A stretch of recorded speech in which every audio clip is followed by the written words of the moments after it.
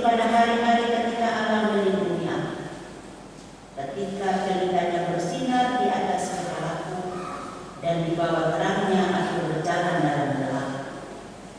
Seperti ketika aku mengalami masa remaja, ketika Allah bergaul karib dengan aku di dalam kemahku, ketika Yang Maha Kuasa masih beserta aku, dan anak-anakku ada di sekelilingku, ketika langkah-langkahku berbandingkan nyata, dan gunung batu mengalirkan sungai minyak di dekatku. Apabila aku keluar dari pintu gerbang kota dan menyediakan tempat duduk di tengah-tengah lapangan, maka ketika aku kelihatan, mundurlah orang-orang muda dan bangkitlah orang-orang yang sudah lagi umurnya, lalu tinggal berdiri. Para pembesar berhenti bicara dan menutup mulutnya dan menutup mulut mereka dengan tangan. Suara para pemuka membisu dan lidah mereka melekat pada langit-langitnya.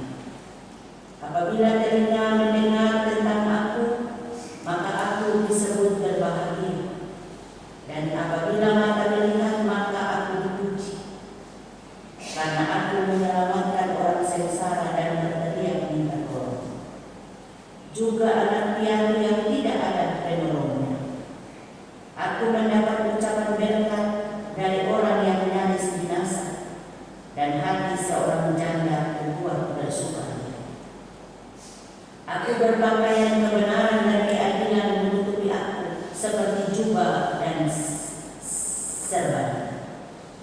Aku menjadi mata bagi orang buta dan kaki bagi orang lumpuh. Aku menjadi bapa bagi orang miskin dan perkara orang yang tidak mengenal kusir hidup. Geraham orang curang kudenuk dan menyebut bangsanya dari giginya. Pikirku, bersama-sama dengan sarangku aku akan binasa, dan memperbanyak hari-hariku seperti burung feniks. Akarku mencapai air, dan embun bermalam di atas ranting-ranting. Kemuliaanmu selalu baru padaku, dan musuhku kau kuat kembali di tanganku. Kepadakulah orang mendengar sambil menanti, dengan diam mereka mendengarkan nasihat. Sehabis bicaraku tiada seorang pun angkat bicara lagi, dan perkataanku menetes di atas mereka. Orang menantikan aku seperti menantikan hujan, dan menandakan mulutnya seperti menanda hujan pada akhir musim. Aku tersenyum kepada mereka ketika mereka putus asa, dan sering mukaku tidak dapat disuramkan mereka. Aku menentukan jalan mereka dan duduk sebagai pelindung. Aku bersemayam seperti raja di tengah-tengah raya, seperti seorang yang menghibur mereka yang bertahun. Demikianlah bunyi bagian firman Tuhan. Bapak Ibu yang dikasihi dan diberkati Tuhan, dari bagian firman Tuhan ini diberikan tema untuk kita renungkan bersama berbunyi begini: keberpihakan pada yang lemah berdampak mempersatukan. Sekali lagi saya baca tema ini untuk kita dengar. Keberpihakan pada yang lemah berdampak mempersatukan. Bapak Ibu saudara-saudari jemaat yang dikasihi dalam Tuhan kita Yesus Kristus, kita tidak sadari bahwa hari ini kita sudah memasuki hari yang ke-49,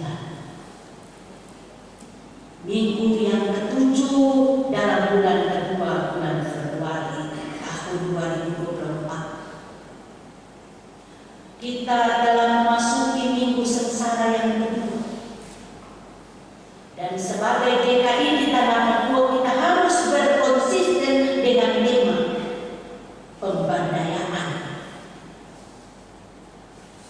dengan fokus triwulan 1 adalah Tuhan sumber utama pemberdayaan.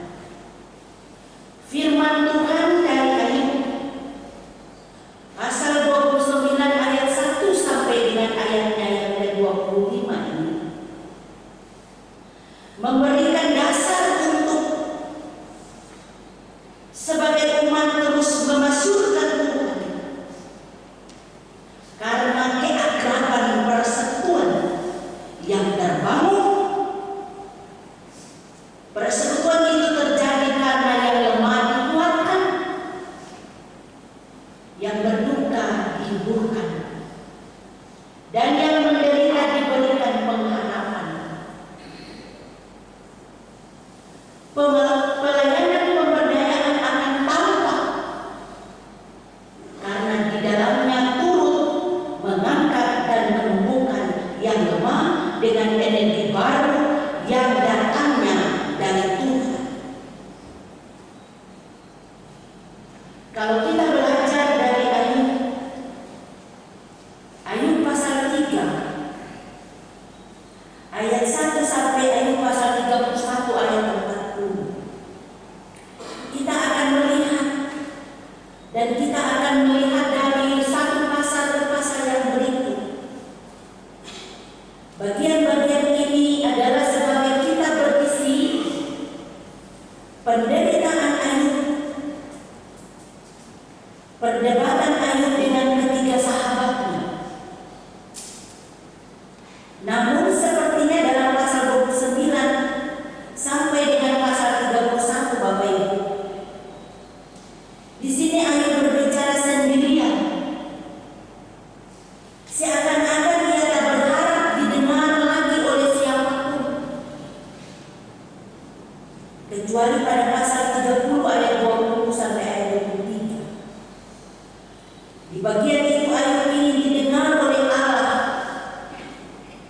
Dan pada pasal 29 ini Ayub meratapi kehilangan statusnya, kejayaannya, pelayanannya yang pernah dia lakukan seperti seorang raja di tengah-tengah rakyat.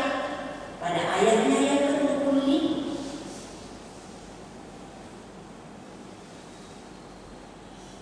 dalam bagian firman Tuhan ini ada 4 hal yang perlu kita renungkan dan kita pelajari.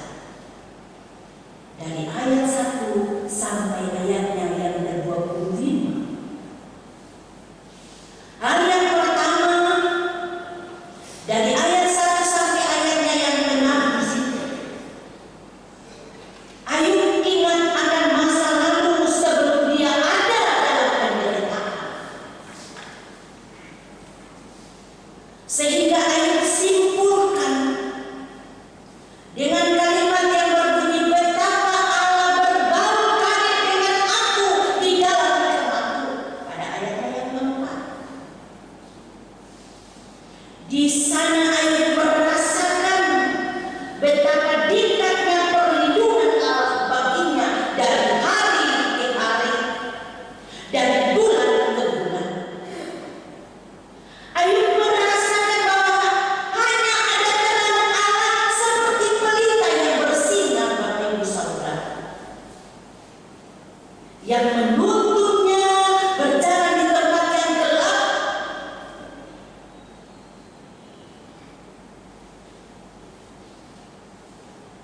Indahnya Satan yang maha besar, yang maha kuasa, yaitu Allah, menuntunnya berjalan di tempat yang benar-benar menyertainya, mengelilingi kehidupan di tengah-tengah kehidupan keluarganya. Dan saat dia merasakan betapa bahagianya ada di tengah-tengah persekutuan dengan anak-anak, yang hari di mana Ayub mengutarakan pengalamannya itu, anak-anaknya sudah tidak ada lagi.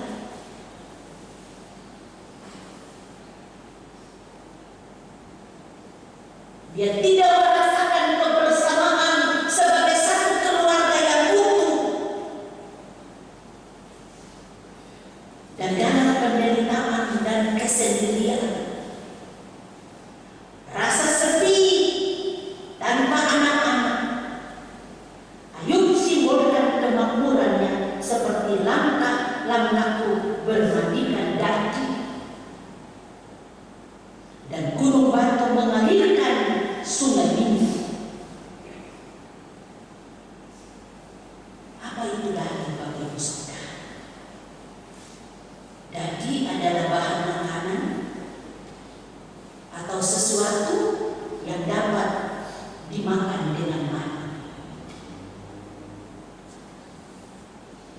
Dadi diolah dengan susu, sehingga di sini bagaimana menggambarkan betapa kayanya masa lalu Ayub. Dari kesaksian pribadinya yang digambarkan pada ayatnya yang ke-6. Ketika langkah-langkahku berbandingkan dadi dan gunung batu mengalirkan senyumnya di dekatku. Bagian ini menggambarkan betapa Ayub adalah sosok yang kaya, sosok yang dihormati, sosok yang selalu dipandang peduli kepada orang-orang miskin, selalu peduli kepada orang-orang yang terpinggirkan. Sehingga pada bagiannya yang kedua, ayat 7 sampai ayatnya yang ke-16, Ayub memainkan peranannya sebagai pemersatu yang handal, pemersatu yang dia perlihatkan justru dengan sentuhan pelayanan diakonia. Dan dia berpihak kepada orang yang tertinggal dan yang benar-benar memerlukan sentuhan kasih dan pertolongan. Di bagian ini Ayub memperlihatkannya dalam sebuah kisah yang dia ungkapkan pada bagian ini seperti terlihat dalam ayat 12 sampai ayatnya yang ke-16. Dikatakan, aku mendapat ungkapan berkat dari orang-orang yang nyaris binasa. Aku menjadi mata bagi orang buta, dan aku menjadi kaki bagi orang yang lumpuh. Aku menjadi bapa bagi orang miskin. Dan dari bagian ini yang disampaikan oleh Ayub ini, kita dapat membayangkan bagaimana gerakan persatuan menjadi satu kekuatan yang lahir dari sentuhan dan pelayanan yang dikedepankan oleh Ayub, yang dilakukan oleh Ayub tidak asal bicara, tapi dia memang benar-benar melakukan pelayanan diakonia ini kepada orang-orang yang membutuhkan pelayanan ini. Dalam bagian ini ada sisi lain yang perlu mendapat aplikasi atau apresiasi, yaitu Ayub yang kaya tidak tinggal diam dalam kemakmuran, dan Ayub yang kaya tidak menginjak-injak orang yang miskin. Ayub yang kaya tidak memegang akan seluruh kekayaannya untuk dirinya sendiri. Potret kepemimpinan kita di masa yang terbuka saat ini telah mendorong status sosial dan kemapanan materi dan karakter yang berdampak bagi hilangnya kebenaran dan nilai kemanusiaan terhadap yang lemah. Masing-masing hanya mempertahankan kekayaannya, masing-masing hanya mengingat saudara dan orang-orang yang ada di sekitarnya, yang memberikan kontribusi kepada pribadi dan kepada kepentingan.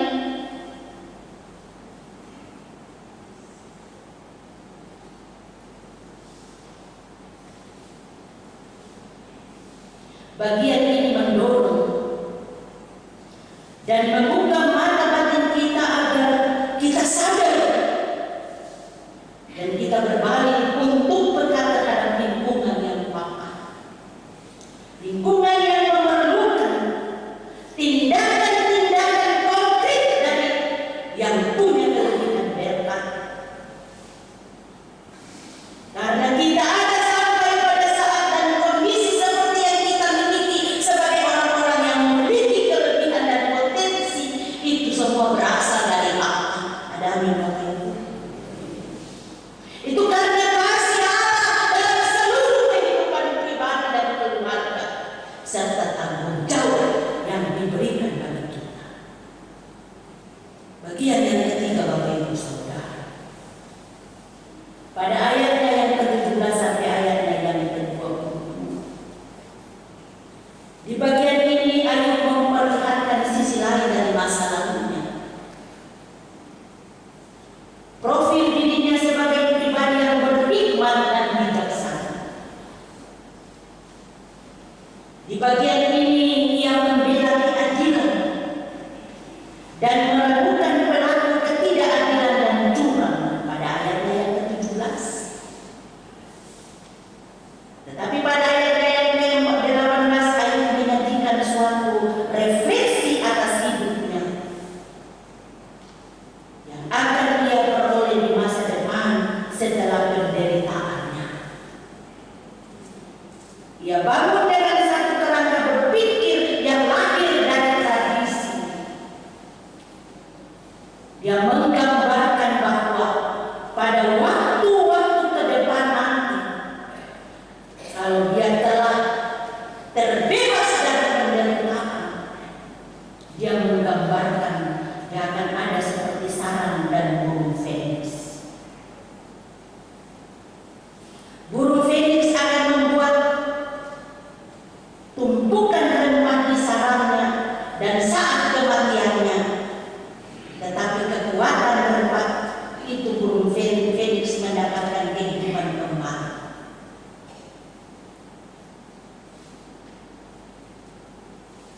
Dari bagian ini rupanya Ayub adalah penasihat yang baik, dan orang kebanyakan mendengar akan nasihatnya.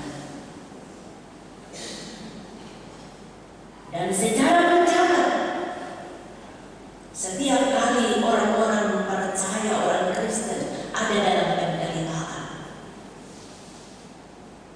kitab Ayub selalu menjadi contoh dan teladan. Dan kitab Ayub pada saat dibacakan, disampaikan pada dunia, maka orang-orang yang membutuhkan, yang ada dalam penderitaan akan dikuatkan dan mampu menjalani kehidupan. Pada bagian yang terakhir ayatnya yang ke-23 sampai ayatnya yang ke-25, di sini Ayub menggambarkan bagaimana kehadirannya bagi sesama. Ada dua gambaran yang dia gambarkan. Ayub menggambarkan atau Ayub mengisahkan, Ayub menerangkan keindahan perhatian dan pelayanannya menjawab kebutuhan setiap orang di masanya.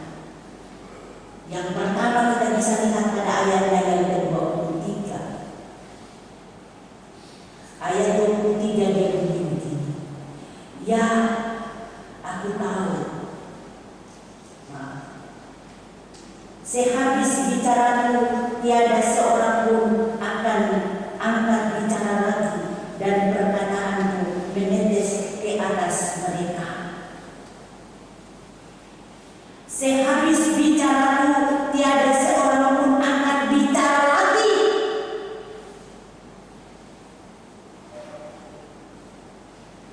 Berarti Ayub sebagai seorang pemimpin, seperti seorang raja yang menampilkan wajah bersenyum kepada rakyatnya, betapa rakyatnya begitu menghormati sang raja atau sang pemimpin ini,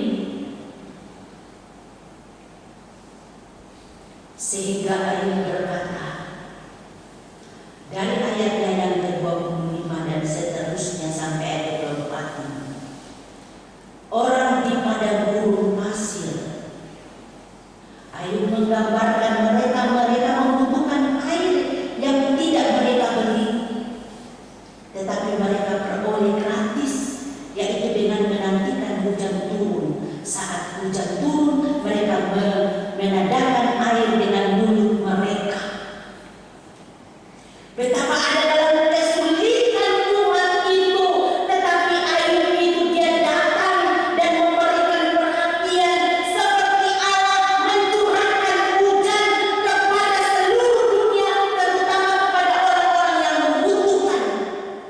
air pada saat itu.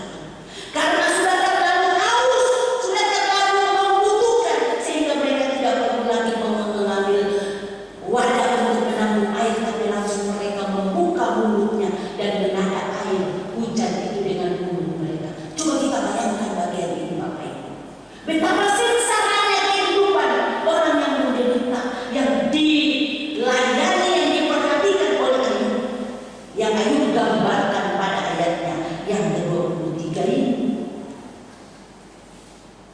Dan Ayub mencontohkan pada ayatnya yang ke-24, pemimpin yang hadirkan raut wajahnya dengan senyum harapan kepada rakyatnya, maka rakyatnya menjadi rakyat yang dibebaskan dari muka suram tanpa harapan. Jadi betapa sosok pemimpin yang peduli terhadap rakyat. Bagaimana sosok pemimpin yang memiliki hati untuk rakyat. Saya waktu kita sebelum masuk dalam pemilihan itu, banyak pembicaraan yang timbul tentang 3 sosok calon pemimpin di Indonesia. Ada sisi positif yang disampaikan lewat media, tapi ada sosok yang positif dan negatif yang disampaikan. Tinggal bagaimana, tergantung dari konsumsi masyarakat.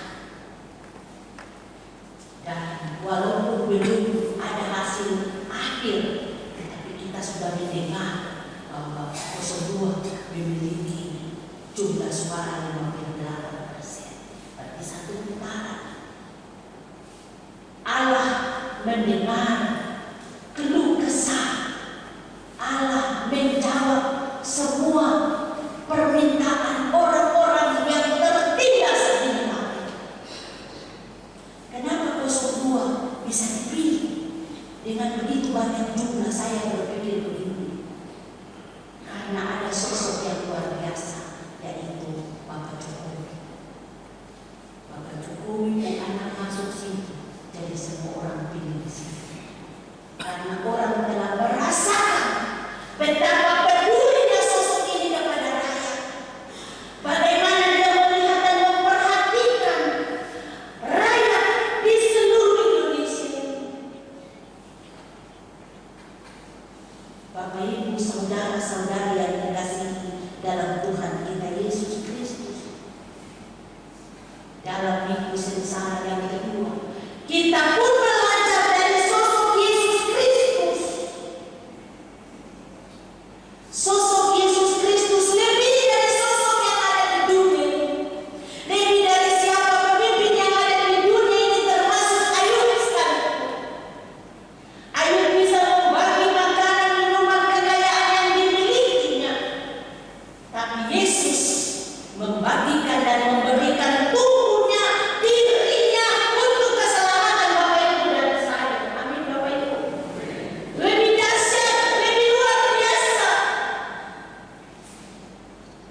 Siapapun yang ada di muka bumi ini tidak melebihi akan sang pemimpin kita, yaitu Yesus Kristus.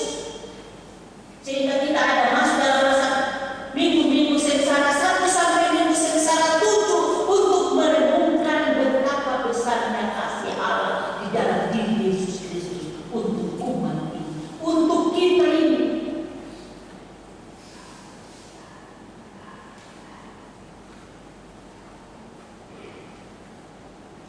Dari pelayanan Nabi Ayub, masyarakat atau umat yang ada pada saat itu, mereka memperoleh penghiburan, mereka merasakan pelayanan, sehingga apa yang telah dialami, yang dilakukan oleh Ayub, dia ceritakan kembali untuk kita yang masih ada di dunia ini.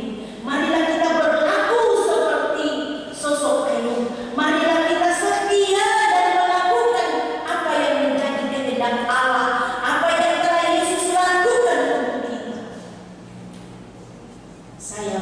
Saya catat tadi Ini adalah realita kehidupan umat.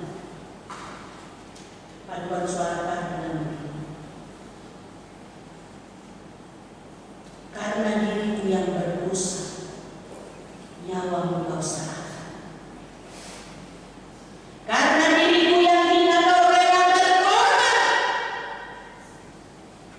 Sungguh ku tak mampu membalas kasih dan setia. Sebagaimana adanya daun hari, aku akan berserah hanya kepadamu. Aku mau jadi milikmu, aku mau melayani umatmu, dan aku mau menjadi saksi demi kemuliaan. Glorify juga bagaimana? Karena kasihmu terhadap kami yang berdosa ini dari Paduan Suara Paham, maka Glorify bilang, nyata tiap langkah kita, tiap perjalanan hidup kita diatur oleh Tuhan, diatur oleh tangan kasih yang terus memimpin kita.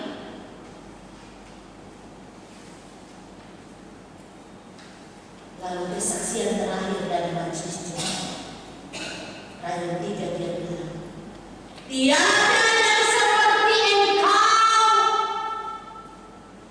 yang engkau nyatakan bagiku, engkau mengasihiku.